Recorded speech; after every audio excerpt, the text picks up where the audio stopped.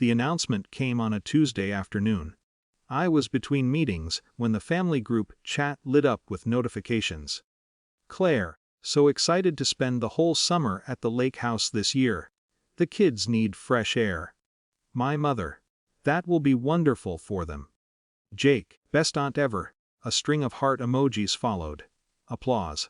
Assumptions disguised as enthusiasm. No one asked me. The lake house is in my name. I bought it 7 years ago after selling my first company. At the time, I invited everyone up whenever schedules aligned. I paid for repairs quietly, replaced the dock after a storm, covered the property taxes without comment when my parents hinted it would be nice if it stayed in the family. Somehow, courtesy hardened into expectation. Claire had started referring to it as "our place" 2 summers ago. I stared at the chat while the messages stacked up. Part of me wanted to respond immediately. To drop a screenshot of the deed. To type something sharp enough to stop the momentum. Instead, I locked my phone. I've learned that in my family, speed determines the villain. Whoever reacts first looks defensive. Whoever stays calm appears reasonable. That night I reviewed something I'd installed 3 months earlier, a new security system. Digital locks, individualized access codes, motion alerts tied directly to my phone. A local patrol service contracted to respond automatically after repeated failed entry attempts. I hadn't installed it for drama. The last time Claire stayed, she'd given the code to 2 of her friends without telling me. I found out when a neighbor mentioned unfamiliar cars parked in the driveway for 3 days. When I brought it up, she laughed. It's a lake house. It's meant to be used. I'd nodded then. Changed the subject. Paid for new deck boards that summer after someone dragged furniture across them. This time, I said nothing in the chat. 3 weeks later, early Saturday morning, my phone buzzed. Motion detected front gate. I was home in the city, drinking coffee. I opened the live feed. Claire's SUV idled at the gate. 2 more cars behind her. My nephew hopped out, stretching after what must have been a long drive. 6 hours if traffic cooperated. Another buzz. Incorrect code entered. Then, again. The group chat reactivated. Claire, did you change the gate code? Jakey, we're here lol. Moms, is everything alright? I watched Claire step out of the car and walk to the keypad herself. She punched in the old code with confidence. The gate remained closed. My phone vibrated once more. Multiple failed entry attempts. Patrol notified. I typed carefully. The lake house isn't available this summer. Access was always a courtesy, not an entitlement.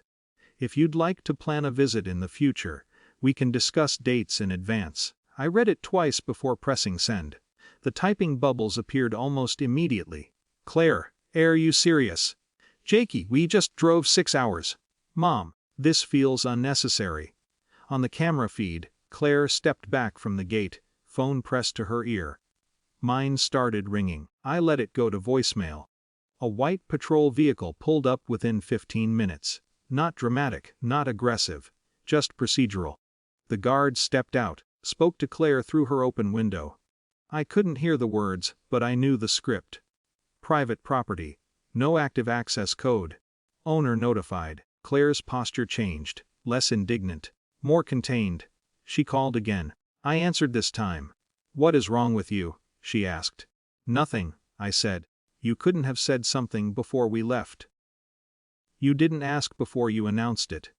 Silence. Wind carried faintly through her side of the call. It's family, she said finally. It's also my property. You're embarrassing us. I'm enforcing a boundary. Another pause. You're really not going to open the gate? No. The patrol vehicle remained parked a few yards behind them. Visible, neutral. Claire exhaled sharply. Fine. She hung up. I watched them load back into their cars. No shouting, no scene. Just a long, inconvenient turn around in a gravel drive. The group chat fractured after that. Private messages arrived instead. Jake accused me of being petty. My mother said she wished I'd handled it more gently. One cousin sent a short text, for what it's worth, I get it. The lake house sat quiet that weekend. The water smooth, the dock empty. I drove up the following Friday alone. When I walked through the door, nothing was out of place. No extra trash bags, no damp towels left on hardwood floors, no new scratches on the railing. For the first time, it felt less like a shared resource and more like a choice. At the next family dinner, conversation was polite but thinner. Claire didn't bring up the lake. I didn't either. Something had shifted. Not explosively. Structurally, they no longer assumed access, and I no longer felt obligated to justify ownership. The house is still there. The gate code still changed. If someone asks in advance, I might say yes, but this time it will be a request, not an announcement.